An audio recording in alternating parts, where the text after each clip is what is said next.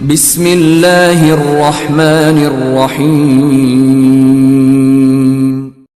اللہ کے نام سے جو رحمان اور رحیم ہے۔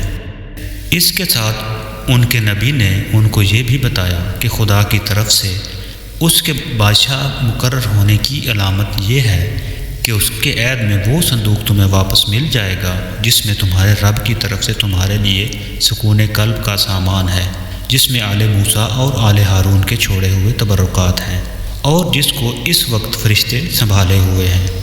اگر تم مومن ہو تو یہ تمہارے لیے بہت بڑی نشانی ہے۔ پھر جب طالوت لشکر لے کر چلا تو اس نے کہا، ایک دریا پر اللہ کی طرف سے تمہاری آزمائش ہونے والی ہے۔ جو اس کا پانی پیے گا وہ میرا ساتھی نہیں، میرا ساتھی صرف وہ ہے جو اس سے پیاس نہ بجھائے۔ ہاں، ایک آدھ چلو تو کوئی پی لے، مگر ایک گروہ قلیل کے سوا وہ سب اس دریا سے سیراب ہوئے۔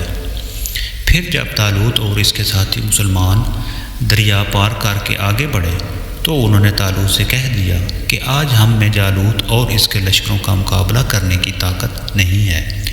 لیکن جو لوگ یہ سمجھتے تھے کہ انہیں ایک دن اللہ سے ملنا ہے، انہوں نے کہا، بارہا ایسا ہوا ہے کہ ایک قلیل گروہ اللہ کے اذن سے ایک بڑے گروہ پر غالب آ گیا ہے۔